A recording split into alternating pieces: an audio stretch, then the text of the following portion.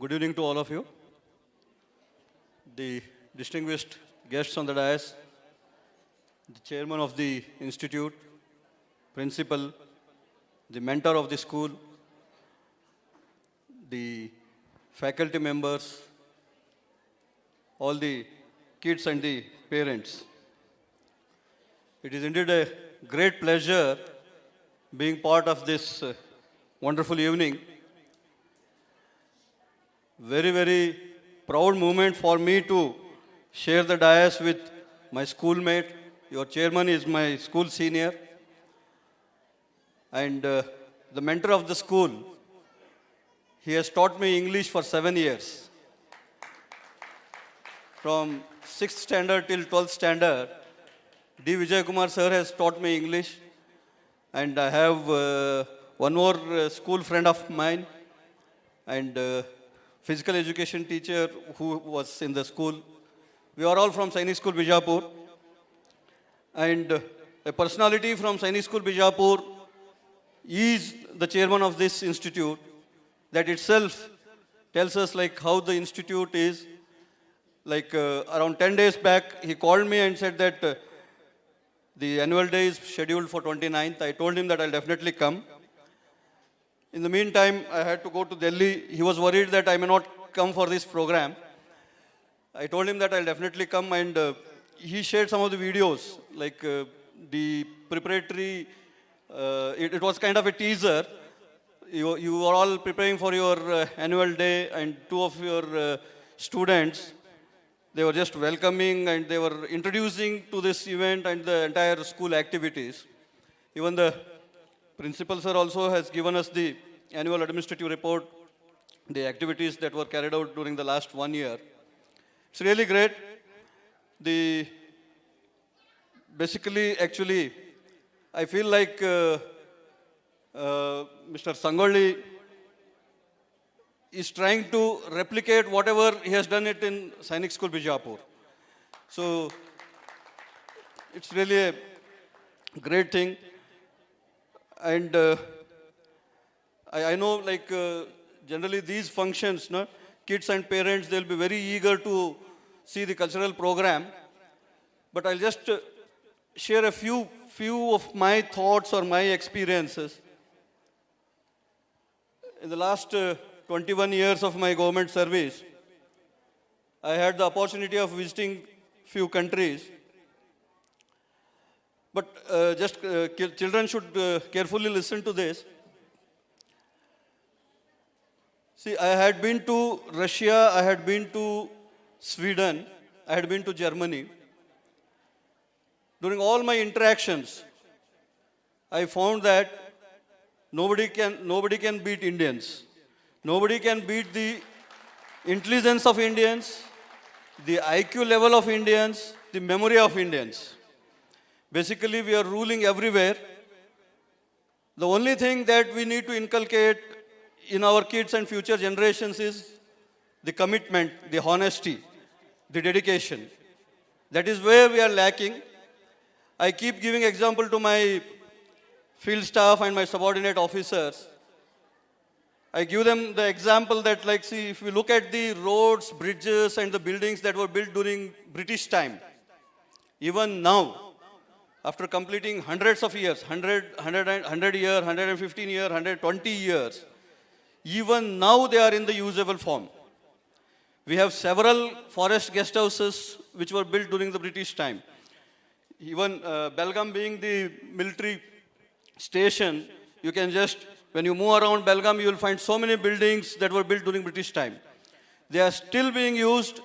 If you look at the roads that were built during British time, the buildings that were built during British time, they are all, even now, they are in usable form and they look so beautiful. See, here, the take-home message that I would like to give to the students is, the Britishers have not built them. They have not built these buildings. They have not built these roads. It is we Indians who have done this. We see, the leadership was from them, but all the field work was done by the Indians. So here I mean to say that we fail in giving the proper leadership. So that we need to inculcate in our kids and future generations. As I said, when I was in Russia, there they take up the extraction works, the timber cutting is done, and the timber that is to be auctioned, the rates are fixed by merchant and official, one official representative. Only two people will do that. So there, like, see, I'm trying to tell that the commitment and honesty level is so high. If that kind of arrangements are done in our country, we will have so many things to blame. So we are intelligent, our IQ level is good, but somehow we look for some shortcuts and we try to take the routes that are actually unwarranted. There in Sweden, the number of animals to be hunted during the winter season is decided by the Hunters Association, not the government. The Hunters Association decides like how many animals have to be hunted this year. Actually, as per my analysis, somehow, see, one of the expert in education department, we were just sharing one of the program. Both of us were guests in one of the program. There he said, see, children, they learn from us, they just observe us, and they inculcate whatever we are just doing now, whatever we are practicing. From that, they inculcate so many things. And I am a parent, and all of you are parents. Parents, generally, we complain that our kids don't listen to us. The kids don't listen to us, but kids follow us very meticulously, and they knowingly, unknowingly learn things from us. See, basically, the regulations tell us that we have to wear helmet. While riding a bicycle, we have to wear helmet.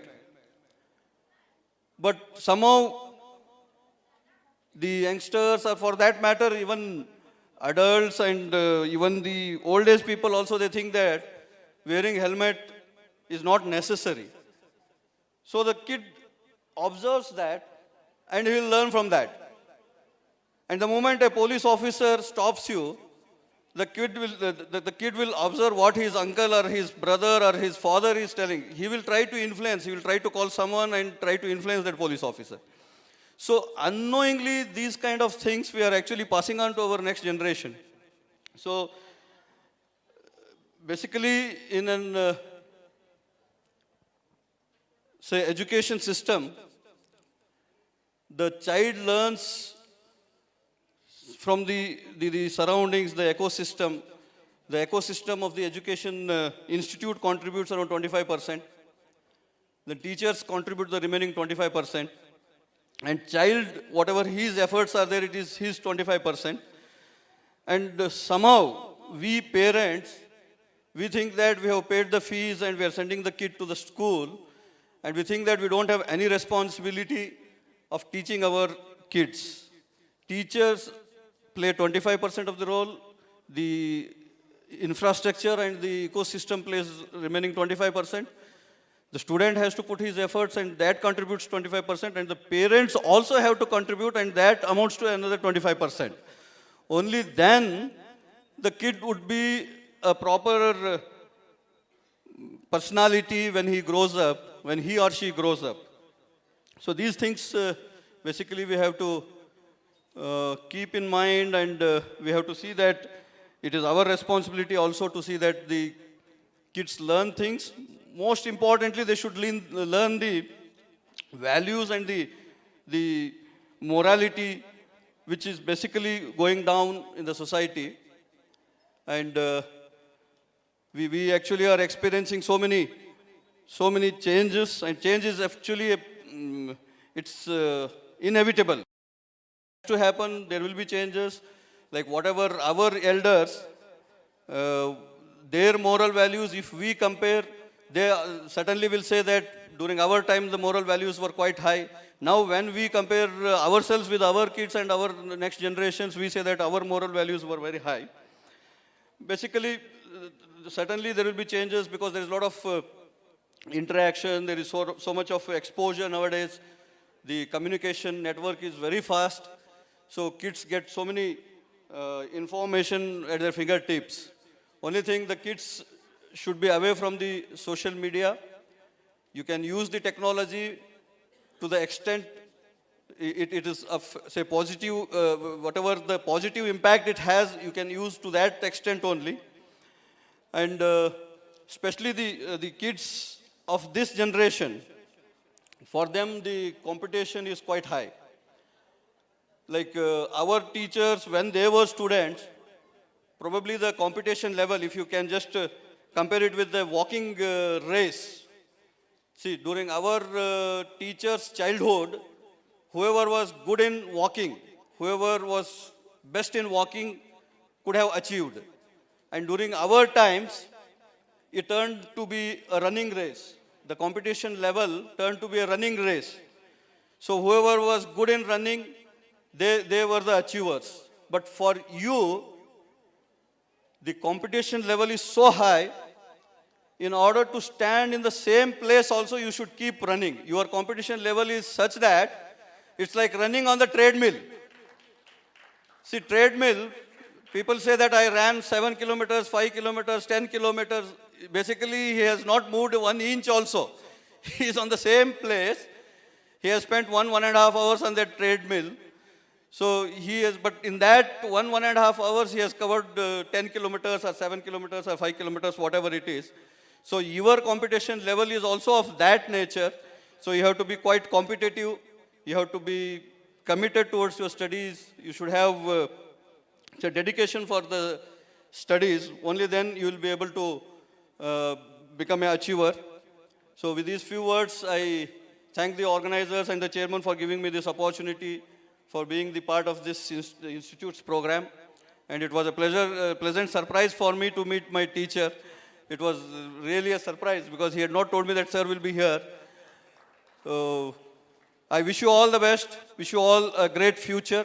Thank you very much.